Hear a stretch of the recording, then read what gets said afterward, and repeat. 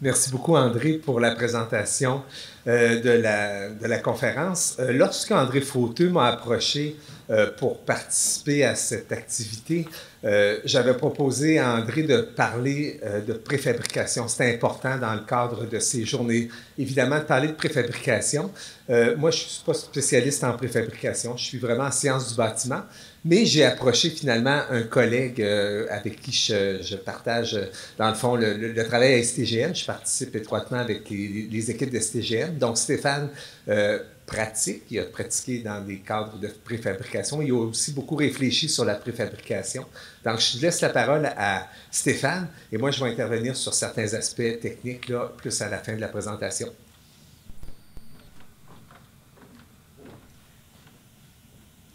Bonjour les courageux. Bonne journée, bienvenue. Bon, oui, la préfabrication. D'abord, pour une petite définition, préfabrication ne va pas nécessairement avec...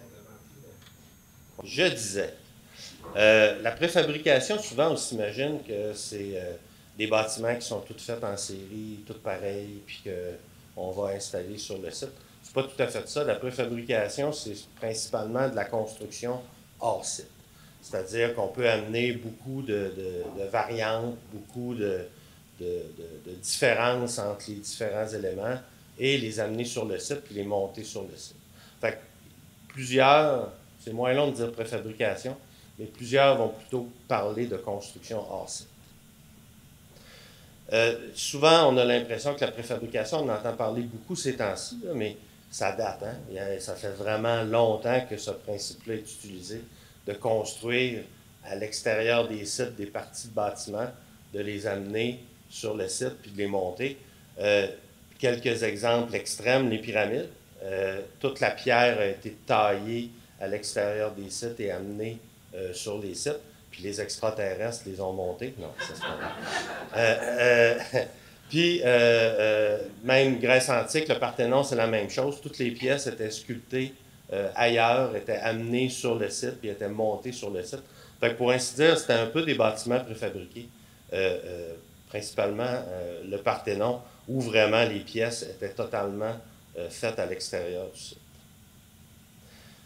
C'est également une façon de faire en Amérique qui date, les premiers bâtiments connus en Amérique, préfabriqués, ça date de 1624.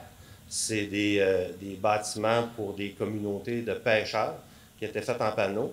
Puis le but, c'était de pouvoir les déplacer dans le temps. Donc, ils amenaient les panneaux d'Angleterre, ils montaient les bâtiments, puis dépendamment des besoins, ben, ils pouvaient déplacer les bâtiments dans un autre village. La photo qu'il y a là, je suis comme pas certain si c'est la bonne par rapport au bâtiment que je parle en bas. Il y a aussi un gouverneur qui s'était fait faire une maison comme ça, puis qui a déplacé dépendamment où il était élu, si on veut. Là. Fait qu'il prenait sa maison, puis il a déplacé. Fait que je ne sais pas si ça, c'est l'illustration du bâtiment du gouverneur ou l'illustration de la communauté de pêcheurs. Il y a également les maisons Manning. C'était des petites maisons ou petits bâtiments qui étaient utilisés lors de la conquête de l'Ouest.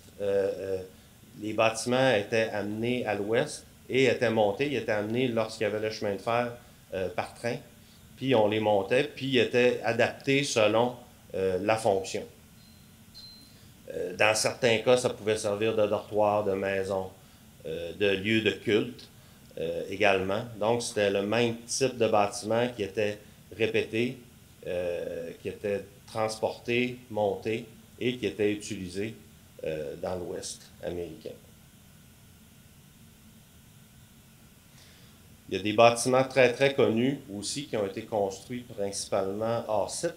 La Tour Eiffel, c'est peut-être dans l'époque moderne un des bâtiments les plus imposants, bâtiments entre guillemets, qui a été monté hors site. Donc, les pièces étaient montées à l'extérieur du site, étaient apportées sur le site, et là, ils ont monté la tour avec les différentes pièces qui étaient reçues des ateliers.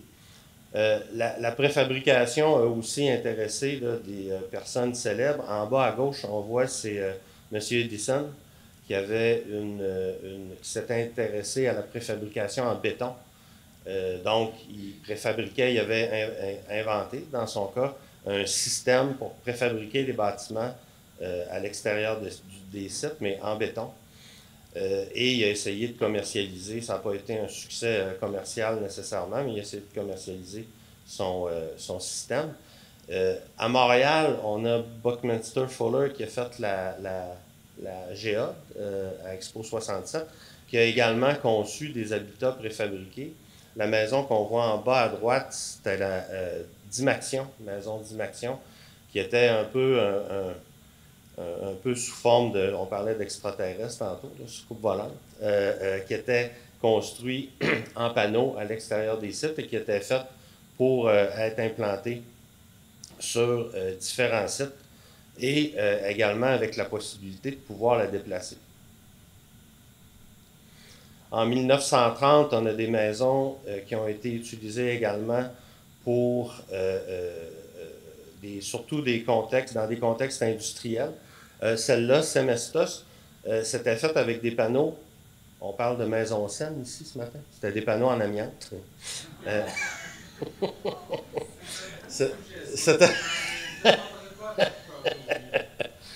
Donc, c'est ça, c'était une maison en panneaux qui était vendue à très, très peu de coûts, qui pouvait être montée vraiment très, très rapidement et qui permettait aux industries et aux compagnies de loger leurs employés de manière économique et surtout très, très rapide. Dans les années 50, on a eu un petit peu les mêmes problèmes qu'on a là, c'est-à-dire qu'on a eu besoin vraiment de manière urgente de logement.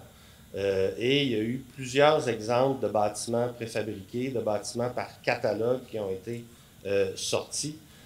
Il y a des villes presque entièrement qui ont été construites avec des maisons par catalogue, entre autres Leviton aux États-Unis, autour des années 50. Il y avait la prétention de monter la maison en 16 minutes, mais ça, j'ai de la misère à croire ça. J'aurais vraiment voulu le voir, mais c'était très, très, très rapide. Et il y a eu énormément de développements qui se sont faits de cette manière-là aux États-Unis.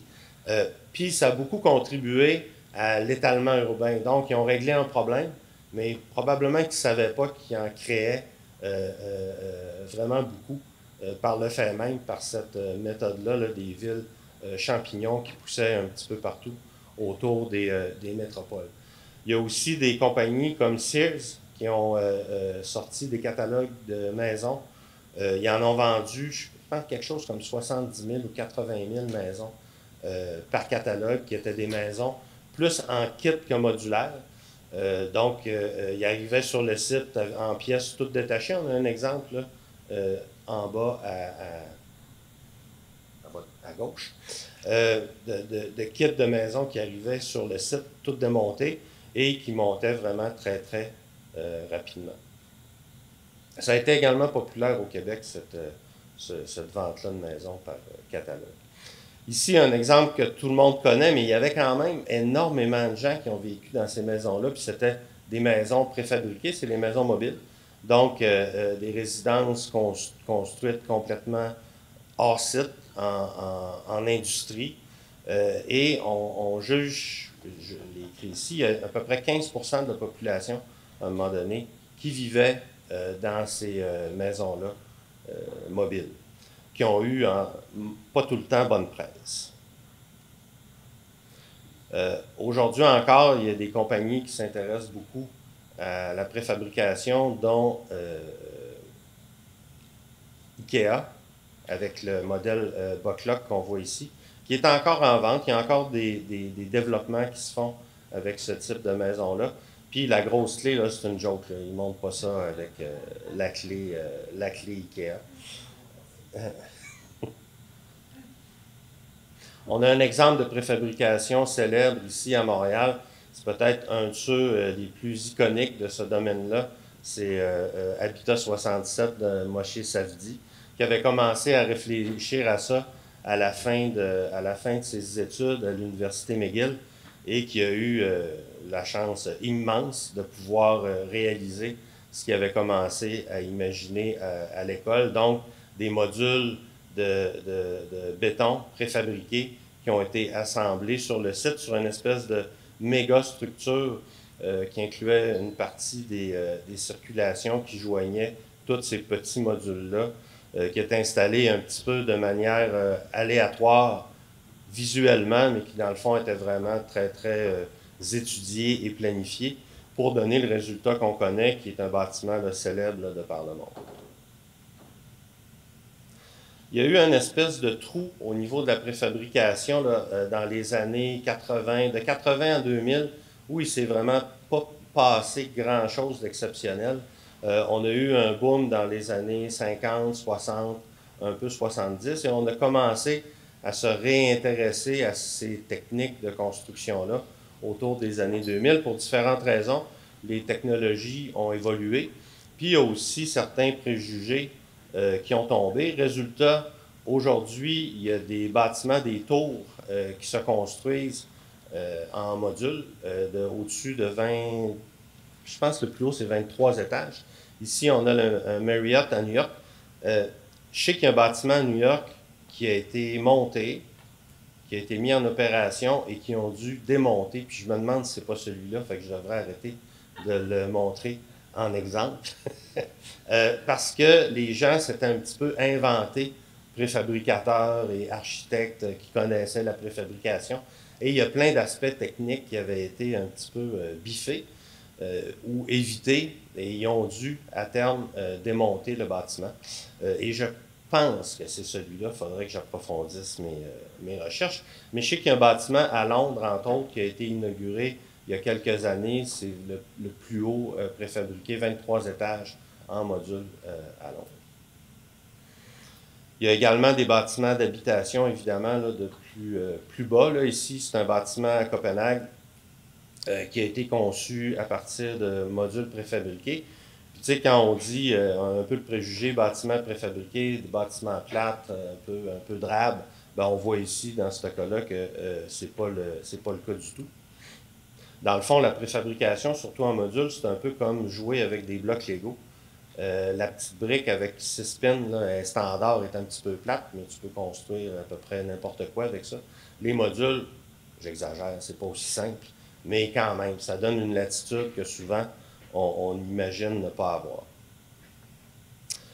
Une école, ici à Francfort, qui a été entièrement conçue, construite hors site et qui a été assemblée sur le site, une école 100% bois, qui en plus d'avoir favorisé une construction plus rapide, éventuellement des économies, ben, procure un environnement très, très sain pour les élèves. Ici, quelques photos du bâtiment une fois construit. L'intérieur est également totalement en bois, là, les murs, les escaliers. On voit l'ensemble du bois dans les structures, ce qui n'est pas tout le temps le cas parce que souvent le code nous empêche d'exposer le bois et on doit le protéger en gypse, ce qui est un peu dommage, mais les choses évoluent petit à petit. Et maintenant, aujourd'hui, on est capable de le laisser plus apparent à l'intérieur des structures. Au Québec, il y a également des bâtiments récents qui ont été faits en modulaire. On a les projets qui sont illustrés ici, Loggia, La Bouée, qui est un projet un petit peu particulier, et le Magella, entre autres, qui ont été conçus et construits totalement en modulaire. Le projet La Bouée, c'était un projet un peu de recherche. Le test qui avait été fait, c'est est-ce que c'est possible de prendre des modules qui viennent de plusieurs compagnies et de les assembler selon certains standards dans un seul et même projet. Et ce projet-là a été réalisé de cette manière-là. Il a donc été construit par 3 préfabricateurs qui ont livré chacun leur module sur le chantier et qui l'ont réalisé ainsi. Ça a donné naissance à un regroupement de préfabricateurs qui existe aujourd'hui, qui ont la capacité de construire des modules et de les assembler dans un même projet, ce qui fait qu'au bout de la ligne, c'est un peu le plus grand préfabricateur au Québec de par cette alliance-là. Ils ont une certaine capacité. C'est un principe qui est très intéressant pour l'industrie. Puis évidemment, en bas, j'ai mis un paquet de maisons. Les maisons préfabriquées ici, que ce soit en modulaire ou en panneau, c'est courant. Il y a plusieurs compagnies qui réalisent des maisons préfabriquées au Québec. Je l'ai un petit peu mentionné tantôt, mais il y a des préjugés qui sont assez tenaces par rapport à la préfabrication. Il y a eu des expériences malheureuses. Il y en a eu aussi récemment sur des projets qui ont dû être démolis, des projets relativement récents, un peu pour les mêmes raisons.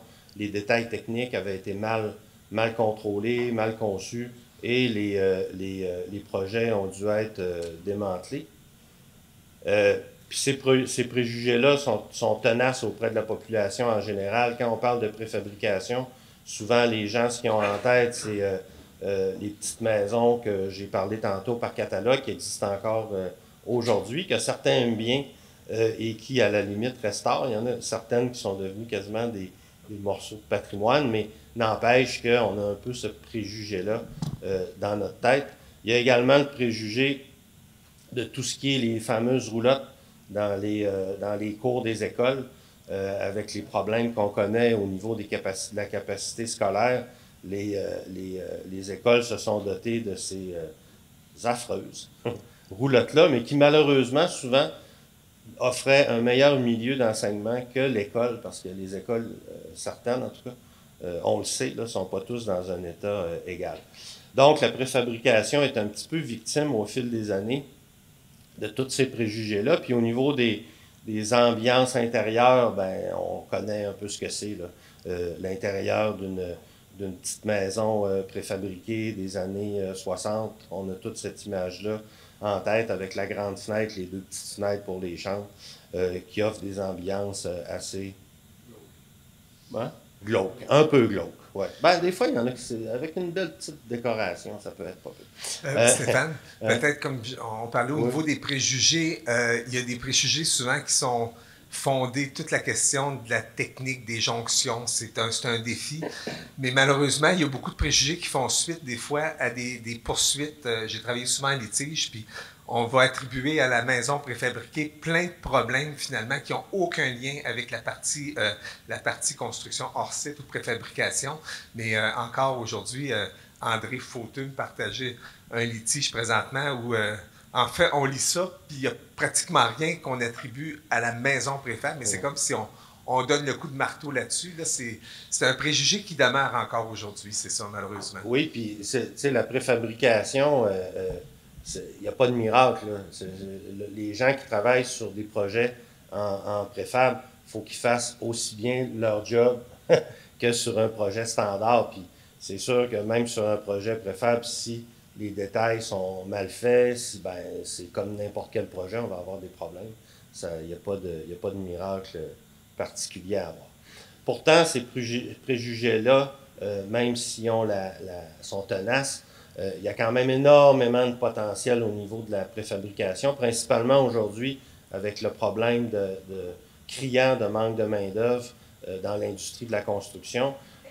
La préfabrication pourrait, si elle était utilisée à son plein potentiel, régler une partie de ces problèmes-là. Plusieurs projets, les développements résidentiels, bon oui, de toute évidence, que ce soit dans l'unifamilial ou que ce soit dans le multirésidentiel, tous les projets sériels où les modules se répètent sont favorables aussi à la préfabrication. Ce n'est pas un impératif, comme je le mentionnais tantôt. Les préfabricateurs sont capables de construire 4 modules totalement différents sur leur chaîne, puis le projet est fini. Mais c'est certain que lorsque les modules se répètent, ben, il y a une certaine récurrence qui fait que le projet devient plus efficace, plus économique pour les gens qui les réalisent. Des centres de la petite enfance, il y a eu des appels d'offres récents par rapport à ça, des centres de petite enfance préfabriqués, les écoles primaires, écoles secondaires, logements subventionnés, des refuges, des cliniques de santé, centres administratifs, tout ça, les centres de détention, préfabrication en béton, c'est déjà une technique qui est connue, mais qui encore aujourd'hui, on hésite à utiliser.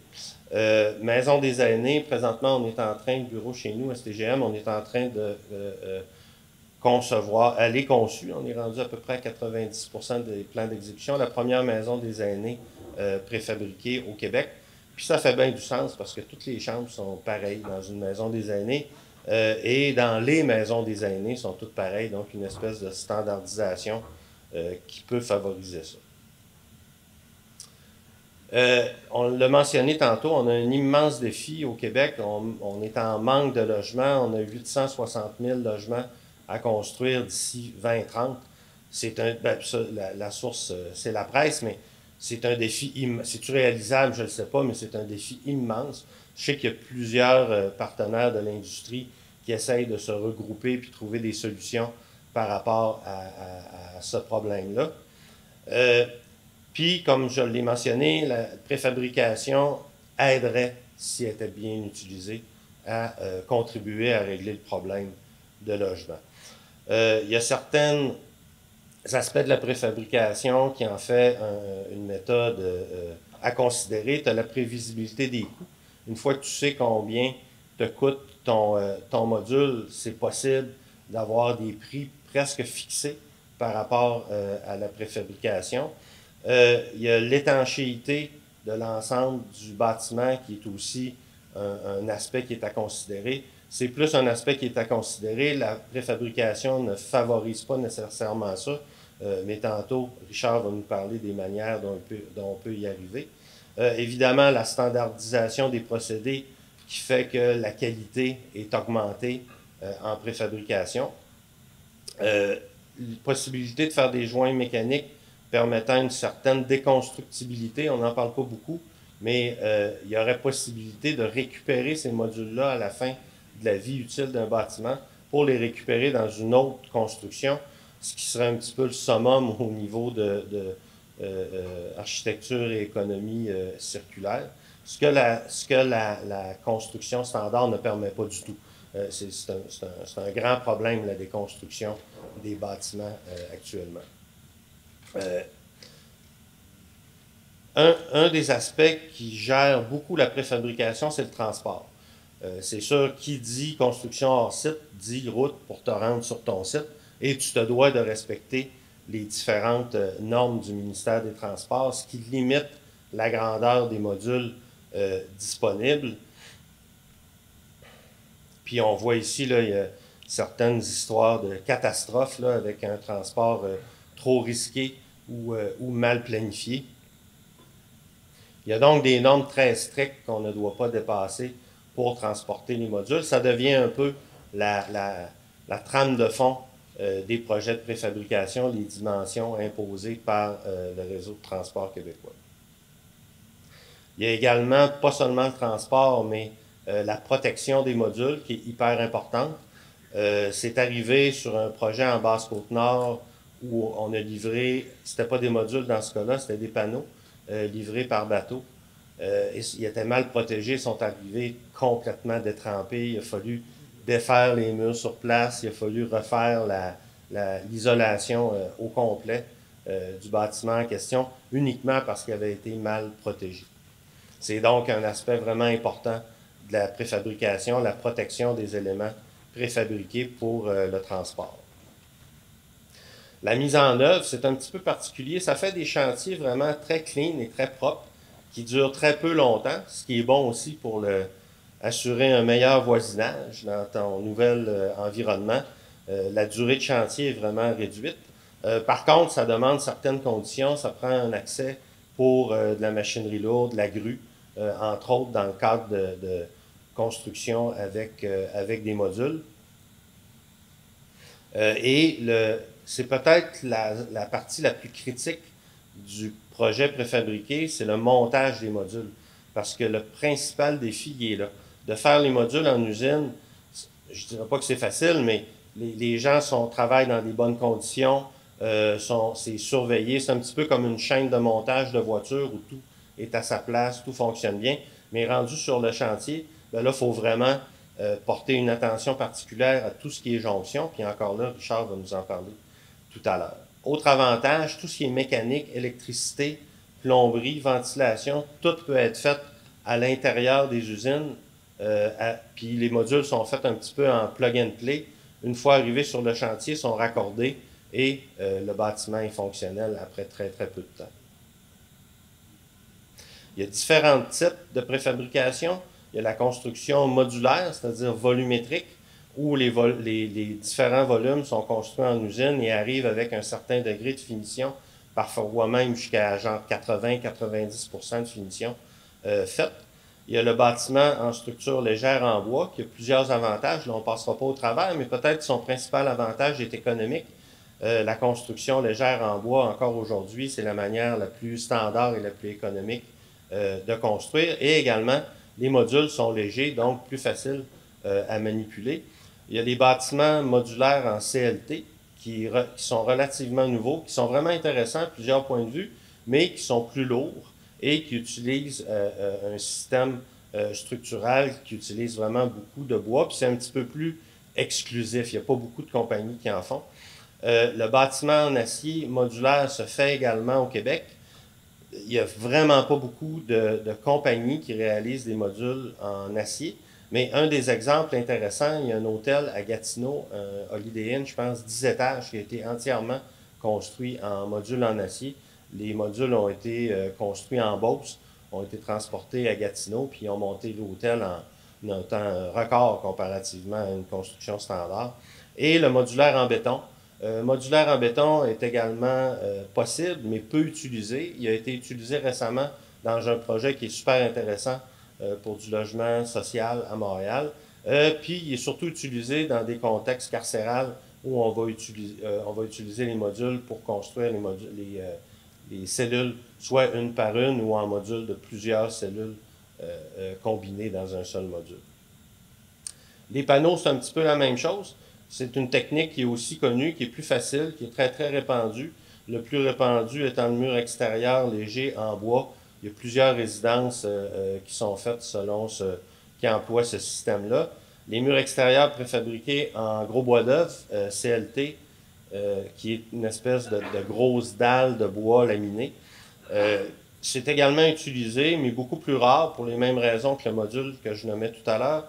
Les murs préfabriqués en acier, il y a deux types. Il y a le mur à colombage qui est vraiment préfabriqué avec l'isolation et la finition. Puis il y a le mur laminé en acier qui est beaucoup utilisé dans le domaine industriel. Et le mur en béton préfabriqué, encore là, ça existe, mais c'est surtout utilisé dans les grands bâtiments institutionnels. Ça a été un grand bout de temps une technique qui était un petit peu délaissée, mais récemment, il y a des projets, entre autres, de tours qui sont présentement en construction à Montréal, vraiment intéressants, qui utilisent cette technique-là. Et il y a également les sections préfabriquées. On peut utiliser, par exemple, des murs rideaux préfabriqués, juste les toilettes. Le CHUM, toutes les toilettes du CHUM, c'est des petits modules de toilettes qui ont été livrés, toutes préfabriquées, puis installés à l'intérieur de l'hôpital. Donc, il y a aussi ces techniques-là qui sont possibles. Je vais peut-être laisser la parole à Richard pour la partie un peu plus technique, puis on va conclure tantôt. Puis je pense, Stéphane, on n'a pas de pointeur de disponible. Tu voudrais-tu pointer quand je vais te le dire? Moi, je vais me rapprocher de l'écran. Fait que tu vas être le pointeur. Ah, OK. Moi, je change. Vas-y. Toi, tu vas changer. Ouais. Ça va être plus simple parce que, dans le fond, on va voir différents détails de la progression. Ça va être assez technique, mais je vais essayer de... Je sais qu'il y en a qui connaissent bien, d'autres moins la construction. Juste avant de passer dans la technique, la question de la répartition, on voit, comme Stéphane a parlé, là, on voit la partie modulaire volumétrique. Je vous dirais que c'est 50... Environ, c'est moitié-moitié entre le module le volumétrique et le panneau comme tel. Système de construction kit, il y en a très peu encore. Hein? Et pourtant, je pense que ça va se développer. Quand on lit dans la littérature, c'est quelque chose qui est en plein développement. La répartition est assez impressionnante parce que c'est 80%, donc 95 entreprises dans le bois, très peu encore dans l'acier. Et il y a des avantages, c'est certain, sur certains assemblages. Et dans le béton, en fait, c'est marqué une entreprise. Tu as parlé du quartier Céral. Souvent, on travaille en panneaux de béton préfabriqués ici au Québec. Probablement que ça c'est pas indiqué parce que l'édification de tours, là, si vous regardez à Montréal, il y a beaucoup de tours qui sont faites en acier et on va apposer finalement des panneaux qui sont faits hors site comme tel.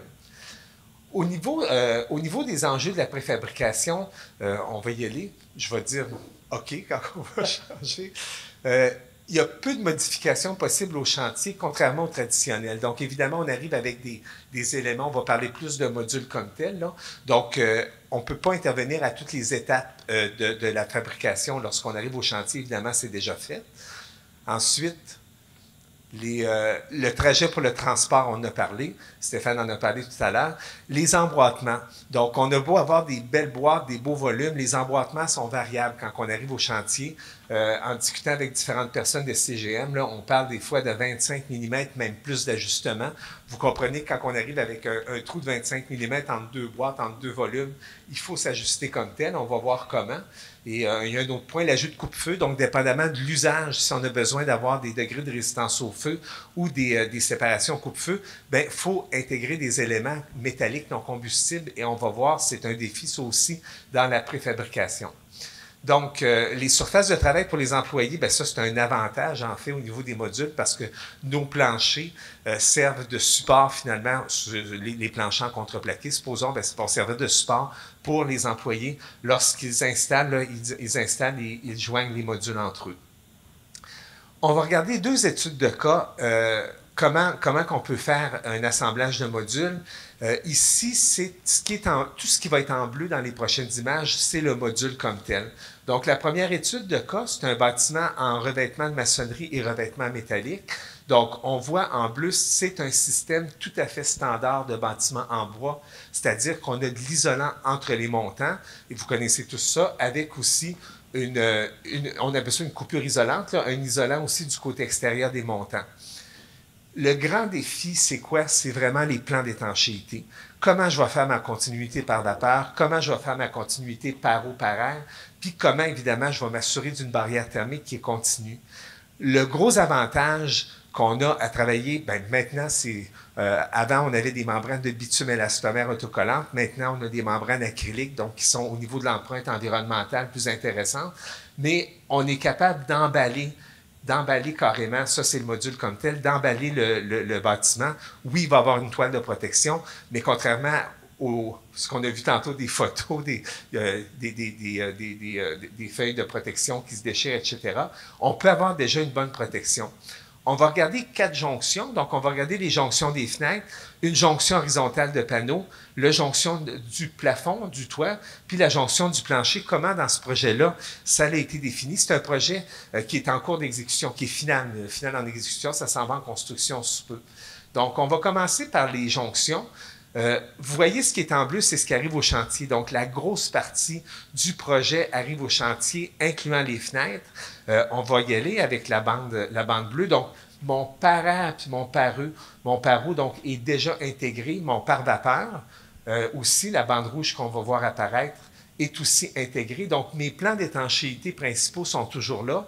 Le grand défi maintenant, ça va être de joindre le tout et faire, on est à une tête de fenêtre, c'est toujours les parties hautes des ouvertures, là, comment qu'on va faire nos solins. Donc, ce qu'on va faire, c'est qu'on va composer d'abord en mettant un isolant en pente. Après ça, on va mettre un contre-soleil métallique qui apparaît ici, avec une coupure, faut être conforme maintenant au code de l'énergie. Là, il y a différents dispositifs pour ne pas faire de pont thermique.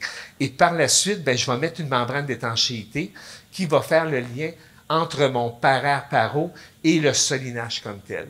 Donc, ça se fait relativement bien. Après ça, je vais poser mon isolant, puis je vais poser mon revêtement extérieur. Si on regarde la base de fenêtre, toutes les bases d'ouverture, c'est toujours très simple. On regarde, en fait, l'étanchéité à l'air et à l'eau est déjà en place. J'ai tout mon bleu qui est mon système qui est en place aussi, mon pare-vapeur intérieur qui est déjà là. En fait, ce qui va me rester, c'est très peu de choses à faire. C'est simplement de poser mon isolant et poser mon revêtement extérieur. Donc, voyez-vous, les étapes sont relativement simples. Ce qui est plus un défi, ça va être la prochaine image. Oui, le transport. Donc, comme je vous disais, avec les membranes qu'on a maintenant, bien maintenant, ça fait 25 ans, 30 ans que les membranes autocollantes existent. Comme je vous dis, on a des membranes, j'en ai pas apporté, là, des membranes très minces qui sont autocicatrisantes, qui sont faites à base d'acrylique maintenant. On a déjà une protection de base comme telle, en plus des toiles de recouvrement. Le gros défi, ça, c'est une jonction horizontale, ça va être à la rencontre de 2 panneaux. Donc, j'ai mon panneau qui est là, c'est une vue comme à vol d'oiseau, j'ai un autre panneau. Qu'est-ce qu'on va faire? En fait, on a vraiment une discontinuité au niveau de l'étanchéité à la vapeur d'eau et à l'air. Donc là, on n'a pas juste la question de la barrière extérieure, mais au niveau de l'étanchéité à la vapeur d'eau, on va devoir travailler. Qu'est-ce qu'on va faire finalement? En fait, on va y aller. Ce qu'on va faire, c'est qu'on va vraiment ajouter une barrière qui va être étanche, fond de joint, scellant, uréthane ou fibre de roche comme telle. Et par la suite, bien, on va faire notre lien. On va remplir avec un recouvrement de support intermédiaire, que ce soit contreplaqué ou USB. Et par la suite, on va faire notre membrane de transition. Et finalement, je vais faire mon isolation et mon revêtement extérieur, ce qui va m'assurer de faire une bonne étanchéité. Et ce coin-là, finalement, c'est lui qui est plus compliqué. Puis c'est lui où j'ai des distances variables, finalement, et c'est de l'ajustement comme tel en chantier. Et comme Stéphane a dit, c'est pas parce qu'on est dans la préfabrication qu'il faut pas mal travailler. Là, c'est la même chose. C'est que ce soit en préfabrication ou non, là, il faut avoir des jonctions qui se réalisent bien en chantier parce qu'on parle de travail de chantier. On va aller à l'autre image. Ça, c'est un détail, un assemblage, donc un projet où la toiture était faite sur place. On aurait pu déjà intégrer une partie de toiture. Donc, on a ici mon module, mon pare-air. On va voir le pare-vapeur apparaître. Et là, ce qu'on voit, premièrement, c'est un détail qui est difficile dans un assemblage standard. Puis, je vais vous mettre en comparaison l'autre système tout à l'heure. Que ce soit en préfabrication ou non, toutes nos jonctions de solives, de plafond, avec le plancher, avec le mur, c'est toujours des assemblages au niveau de l'étanchéité à la vapeur d'eau qui est très difficile à faire. C'est le même défi en préfabrication. Donc, ce que je vais faire par la suite, je vais construire mon parapet. Ensuite, je vais construire ma toiture. On va faire le revêtement le revêtement de toiture et je vais faire la continuité complète là, au niveau de la barrière étanche à l'eau et à l'air qui va recouvrir complètement le parapet et se retourner sur la toiture. Après ça, je mets mon isolation et mon revêtement extérieur. Dernier détail, au niveau des deux planchers. Encore là, c'est un défi. Si on regarde, ça c'est la poutre de rive, donc qui est plus haute que mes solives comme telles. Ça c'est mon autre, donc c'est vraiment un volume superposé sur l'autre. Si on regarde au niveau des membranes d'étanchéité qu'on va avoir déjà prévues, donc j'ai mon pare-air paro qui est distancé parce qu'évidemment mes modules sont pas joints, sont joints sur place. Mon pare-vapeur intérieur qui va être encore là tout un défi. Et à ce moment-là, on va venir écraser un module sur l'autre avec des bandes d'étafoam ou autres bandes là, qui vont assurer une certaine étanchéité à la vapeur d'eau. Par contre, je vais travailler au niveau de mon pare-air à l'extérieur. Toujours la même chose, bande de liaisonnement, membrane, et après ça, isolation, revêtement extérieur. Ça, c'est le système traditionnel avec l'isolation entre les montants. Ce que je veux vous parler, puis que certains connaissez sûrement, c'est la question du mur parfait. En fait, ça, c'est un projet qui est plus en esquisse comme tel. Il est à la main, mais en fait, c'est un autre système. C'est un système qui est beaucoup connu dans l'institutionnel. On le développe un peu plus, de plus en plus dans le résidentiel. Le mur parfait, il n'est pas parfait, là, c'est Perfect Wall, c'est le nom américain qu'on donne. C'est un mur qui est isolé complètement vers l'extérieur, donc j'ai rien dans mes montants de bois. Donc, c'est un mur qui est enrobé comme un cadeau. C'est un mur puis une enveloppe complète, ce qui est super intéressant à la base et ce qui est encore très intéressant au niveau de la préfabrication. Donc, on voit les deux modules ici et on voit la membrane finalement qui est continue. On va juste revenir en arrière. La membrane qui est continue. La question de l'assemblage comme tel, juste, c'est marqué 100 mm, mais on comprend que la fibre de roche à l'extérieur va être en fonction de la localisation qu'on construit. Et dans ce cas-ci, l'isolation était compris dans la partie préfabriquée. Donc, qu'est-ce qu'on va faire comme étape? On va y aller. On va partir, ça correspond à peu près au même détail. J'ai une jonction qui est discontinue entre mes deux, ces deux modules superposés. Ce qu'on va venir faire en premier, donc, on va venir poser notre bande de support au chantier, notre bande de contreplaqué. Par la suite, on va avoir notre membrane de liaisonnement, donc qui va lier l'étanchéité à l'eau et à l'air. Et finalement, je vais venir insérer la fibre de roche. Dans ce cas-ci, c'est de la fibre de roche, des panneaux rigides de fibre de roche, pour faire une continuité au niveau de la barrière thermique. L'autre détail, encore là, c'est un détail qui est plus particulier, c'est la jonction.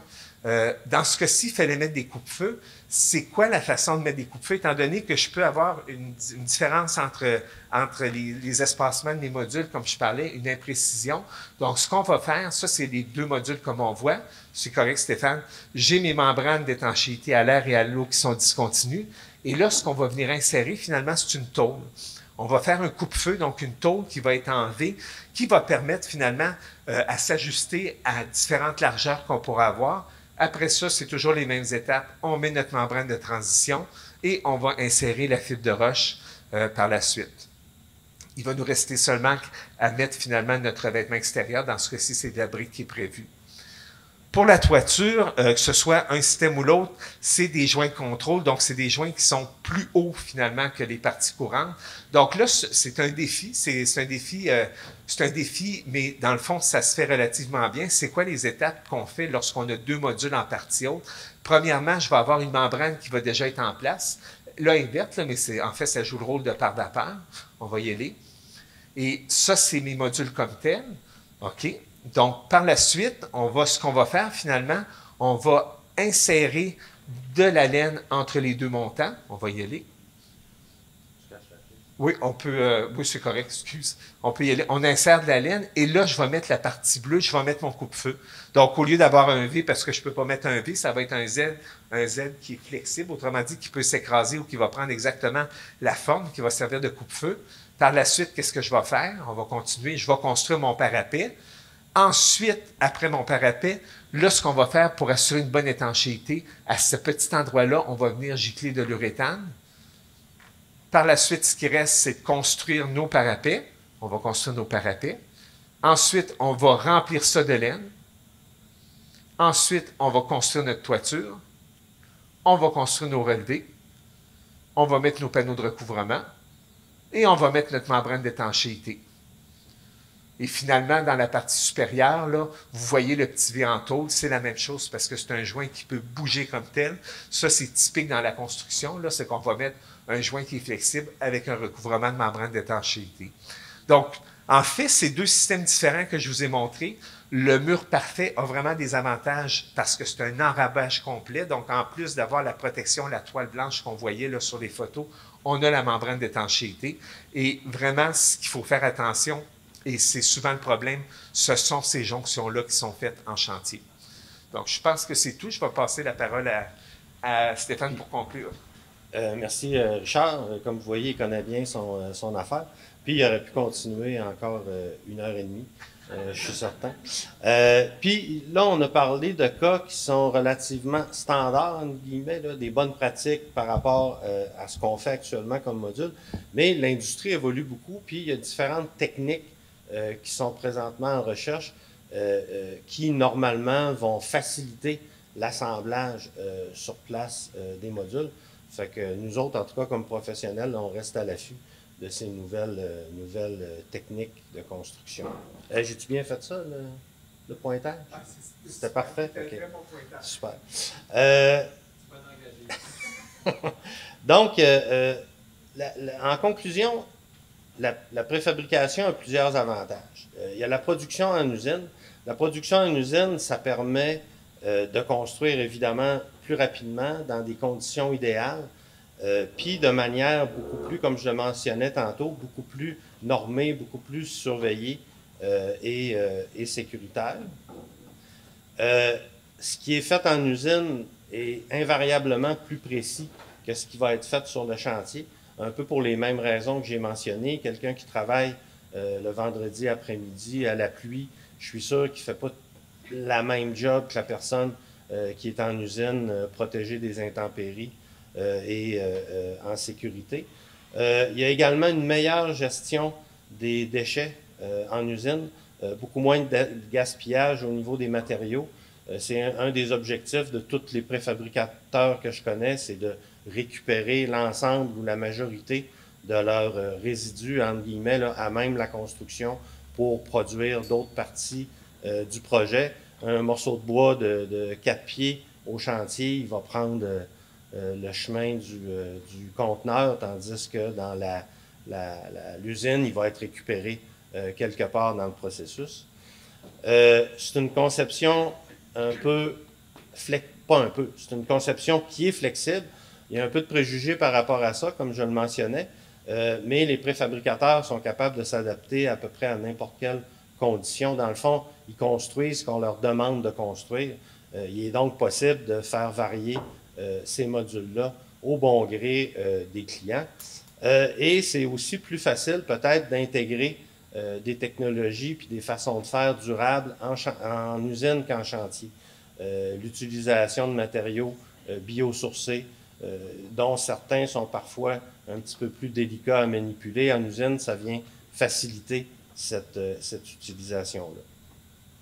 Il y a une optimisation possible au niveau des coûts. Il y a les coûts de la main-d'œuvre qui sont un petit peu moins dispendieux en usine, mais ça, c'est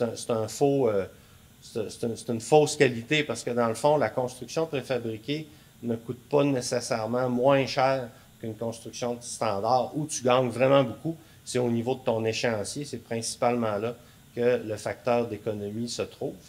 Il y a un facteur d'économie aussi par rapport à la gestion des ressources, à l'optimisation des ressources. Des matériaux avancés, je l'ai mentionné un petit peu tantôt. Résistance accrue, encore là, ça vient beaucoup avec la qualité de la construction en usine. Normalement, la qualité des assemblages va être supérieure à ce qui est fait au chantier. Puis là, encore là, j'enlève absolument rien aux gars de chantier. Là, ils travaillent très, très bien, mais les conditions font en sorte que en usine, tout est favorable pour réussir à faire un ouvrage plus résistant, plus régulier et de meilleure qualité. C'est une réponse au manque de main-d'œuvre pour différentes raisons. Le travail en usine en est un, mais aussi le travail en usine permet d'engager plus de gens. Il y a plus de gens qui travaillent en usine qui sont plus âgés. Il y a énormément plus de femmes dans le travail d'usine que dans le travail en chantier. Et j'ai même vu lors d'une visite d'usine une personne à mobilité réduite qui était assis à un atelier puis qui faisait de l'isolation de conduit, ce qui est impossible absolument à faire en chantier. Ça fait qu'en plus d'avoir un aspect social intéressant, de faire travailler plus de gens, bien, ça augmente le bassin de main-d'œuvre disponible, ce qui est intéressant par rapport à les pénuries qu'on vit ces temps-ci. Donc, la préfabrication, là, ça ne me tente pas de lire, mais je vais peut-être le faire. La préfabrication transforme la façon dont on conçoit les bâtiments. On ne peut pas concevoir un bâtiment préfabriqué comme un bâtiment standard.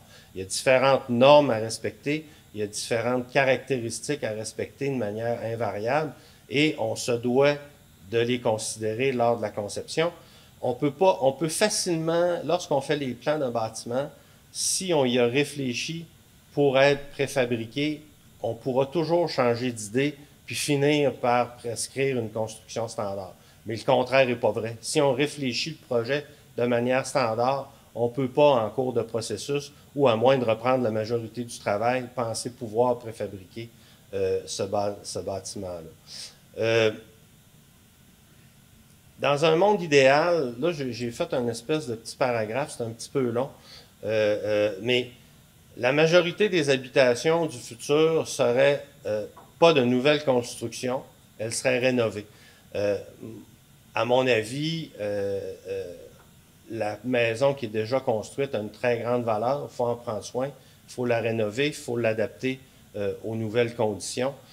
Donc, c'est le premier choix qu'on devrait avoir, c'est de la rénovation et la transformation d'usage pour régler le problème d'habitation. Mais les nouveaux bâtiments, par contre, eux, seraient collectifs. C'est sûr que la maison unifamiliale demande certaines choses, demande du terrain, demande de l'éloignement. Donc, dans le futur, à mon avis également, et à l'avis de plusieurs, la majorité des nouvelles habitations seront des habitations collectives, idéalement construites en bois, en milieu urbain plus dense que dans un contexte de banlieue. Ça va être des conceptions qui vont exploiter de manière passive l'énergie, ne serait-ce que de bien orienter les fenêtres, des enveloppes hyper performantes comme Richard a parlé. Ces maisons intégreraient des technologies comme les panneaux solaires, les pompes à chaleur, des matériaux renouvelables pour réduire l'empreinte carbone aussi bien au niveau intrinsèque qu'au niveau de l'usage. Elles seraient également contrôlées intelligemment, pourraient contrôler leur consommation d'énergie selon le contexte et selon l'énergie disponible, récupéreraient l'eau de pluie, utiliseraient des technologies pour la gestion de l'eau. et différents outils pour gérer l'efficacité de ces maisons-là. Donc, ça, c'est dans un monde idéal. On souhaite tous que nos maisons, dans le futur, génèrent plus d'énergie qu'ils en consomment, qui utilisent des matériaux sains, qui favorisent une meilleure densité au niveau du développement urbain, des meilleurs réflexes au niveau collectif du vivre ensemble. Mais malheureusement, je pense qu'on est encore loin de ça. On a beaucoup de prises de conscience qui se font actuellement, mais on est très, très attaché collectivement à notre mode de vie actuel, qui est en bonne partie un mode de vie en banlieue, chacun dans sa grande maison, ou plusieurs dans sa grande maison, avec sa petite piscine à l'arrière. Donc, on a des choses à changer au niveau technique, au niveau de notre habitation, au niveau de la construction, mais je pense qu'on a beaucoup de choses à changer dans notre tête aussi avant d'arriver à des habitats qui respectent de manière optimale l'environnement, puis qui vont nous permettre là, de répondre aux défis qui sont devant nous par rapport à l'environnement. Ça conclut ma présentation. Notre présentation.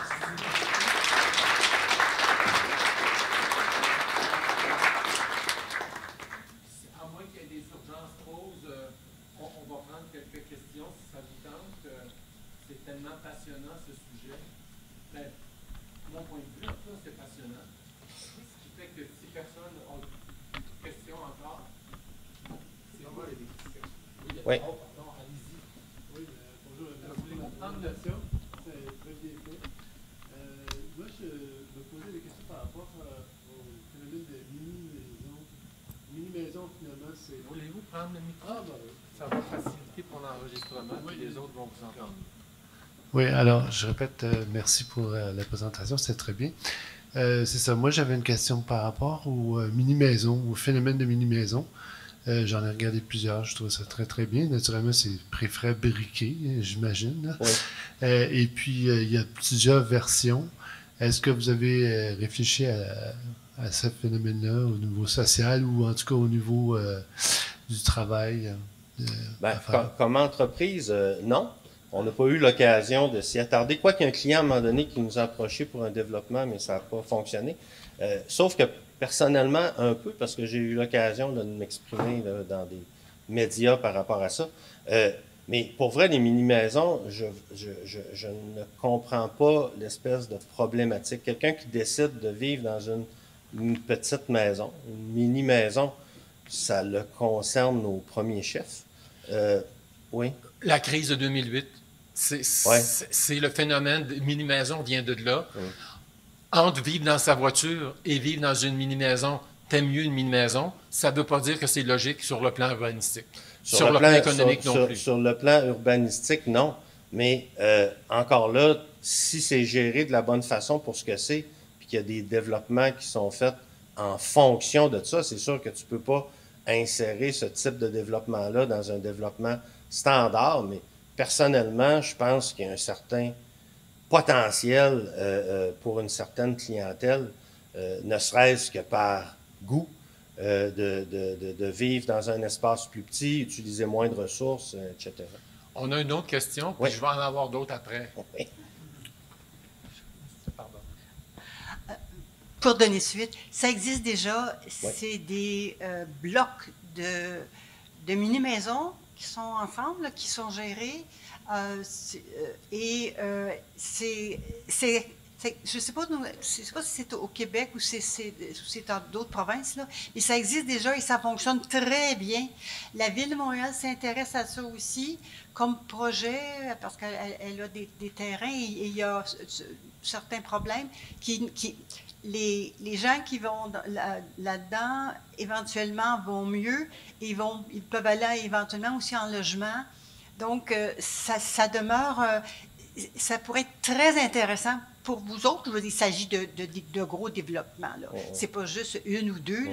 C'est de gros développements semblables et c'est vraiment des blocs, on voit ça, là, des blocs, c'est plusieurs ensemble. Alors, ah oui, très grande surface. L'idée, Si on revient 50 ans, Ça- l'idée de la maison mobile. L'idée de la maison C'est mobile. exactement ça, la maison mobile. Ouais. Une remarque qui me vient de l'Association des fabricants de construction préfab que je trouvais intéressante parce que j'ai travaillé avec eux à l'occasion. Ils me disaient, à partir du moment où nos murs, nos maisons, nos modules sont sur le bateau, la compétition, c'est le monde au complet. Ouais. Ils nous disaient, on a perdu des contrats dans l'Ouest canadien aux dépens des pays scandinaves et l'inverse était vrai aussi. On a fait des projets dans les pays scandinaves que les fabricants locaux n'ont pas eu. Donc, le transport par bateau change la donne sur la planète énormément. Quand tu montrais tantôt, je fais un lien avec mon monde agricole dans lequel j'habite, on a eu énormément de problématiques avec les plastiques agricoles. Alors, on a mis sur le marché des machines pour envelopper le foin sans savoir comment on gérait ces emballages-là par la suite. Et à chaque fois qu'on a des emballages plastiques, et tu sais comme moi que dans l'industrie du bois, particulièrement, tout arrive super emballé. Nos emballages plastiques de l'industrie de la construction sont en train de devenir un autre problème de recyclage. Ces films plastiques ne sont pas faciles à recycler. Ça prend des installations vraiment particulières. C'est un projet de recherche intéressant. C'est une compagnie avait un système d'emballage récupérable qui pourrait ramener à l'usine pour remballer un autre module. On met sur le marché, et je veux souligner pour les gens qui sont ici, la grande pertinence de cet établissement, le Collège André Grasset, avec, vous avez tout le monde, André Fauteux nous a demandé d'apporter nos tasses, et vous avez remarqué qu'on n'a pas de vaisselle jetable dans la cafétéria. C'est pas partout comme ça, même pas à la Ville de Montréal, même pas dans les établissements de la Ville de Montréal, qui croulent sous les déchets, qui nous les envoient à Drummondville ou ailleurs. Excusez. C'était mon petit éditorial, un de plus. Donc, je pense que merci beaucoup. Est-ce qu'il y a d'autres questions? On en a une là-bas. Je vais me déplacer avec le micro. On va faire un mi-chemin. Hein? Salut, Pierre Labonté architecte. Juste dans vos études, je vois, mettons, qu'il y a beaucoup de choses qui restaient en chantier, dans le sens que tu avais ton mur de base, puis après ça, oups, il faut remettre de l'isolant. Je comprends que c'est pour la jonction des modules et tout ça. Aviez-vous, mettons, étudié la possibilité que ce soit plutôt les murs qui arrivent, pour qu'il n'y ait presque plus rien en chantier? Il y a des techniques qui se font où à peu près tout est fait. Là, c'est deux cas particuliers, puis c'est des cas que nous, on connaît bien parce qu'on travaille dessus, mais pour certains projets, on regarde plutôt une finition qui va jusqu'au premier isolant, puis tout ce qui reste, c'est le parement. Et je sais qu'il y a d'autres projets qui vont militer pour aller avec le parement aussi. Okay. Et là, il y a également des défis par rapport à la jonction des modules, parce qu'il faut quand même que tu travailles ta jonction. Mais c'est des différentes techniques qui existent aussi, avec chacun leurs avantages et leurs défis et leurs défauts. Ouais. Okay. Oui. Ça suscite l'intérêt. Il y a des questions encore. Si vous permettez, ce qu'on va peut-être faire, ben, on n'aura pas le choix de faire. On va sauter la pause. Et puis, s'il y en a qui ont des urgences café, des urgences autres, ben, on va fonctionner comme ça. Est-ce que ça vous convient? Alors, bon, j'ai une question, deux questions, trois questions. On va y aller en rafale. Et Stéphane, tu vas répondre en rafale aussi. Hier, avec la présentation d'un constructeur, il parlait finalement de la possibilité de faire des certifications LEED, etc. Je ne sais pas si en préfabrication, il y a des il y a le souci de rentrer dans ces genres de certifications. Ça reste tout disponible. Je te dirais aussi, à la limite, c'est favorable parce qu'il y a différents points, dépendamment du type d'accréditation qu'on recherche, que la préfabrication va favoriser, exemple, la gestion des déchets de chantier. Ça, c'est juste un exemple. Mais oui, c'est favorable. Tout ça, c'est très technique pour moi, là, puis je suis pas mal perdu. Où est-ce que je peux en apprendre plus? Où est-ce que je peux en apprendre plus? Il y a une étude qui a été faite par l'ETS qui est très complète sur la préfabrication. Si vous tapez ETS, préfabrication, SCHL, je pense, c'est une étude où on explique chaque type de module, chaque type de kit, comment se comporte le marché au Québec. Elle est vraiment bien faite. C'est beaucoup pour l'isolation, puis les pare vapeurs, puis les pare eau, là, ces choses-là. Okay, ça ne sera pas là. Ça va être dans d'autres documents comme tel. Je vais me permettre un complément de réponse. Oui, vas-y donc. Si tu veux bien. Oui. C'est que des entreprises de préfab qui sont extrêmement ouvertes à adopter des techniques, des matériaux différents. D'autres entreprises de préfab ont leurs recettes, ont leur manière, puis ils ne veulent pas changer ça. Alors, ce sera à vous, si jamais vous avez un projet que vous pensez faire dans préfab, de bien choisir l'entreprise. Il y en a au niveau technique qui sont des entreprises de préfab qui sont très forts. Moi, je suis allé au Japon dans une mission technique sur le préfab, puis on en a fait des bâtiments préfab plus qu'une fois, puis des fois par panneau avec les fenêtres déjà installées. On peut penser qu'il y a des fenêtres qui vont casser. Non, mais les fenêtres étaient mal installées, les membranes n'étaient pas à bonne place. C'était ça le problème. Alors, il y a plein d'aspects techniques que Richard a soulevés qui sont pertinents, mais les entreprises sont capables, sont vraiment capables, en autant qu'il y ait l'ouverture qu'il faut. J'avais une troisième, c'était là-bas, je pense. Non, ça va? OK, d'accord. Alors, on va vous remercier infiniment sur ça. Vous avez soulevé de l'intérêt, c'est sûr.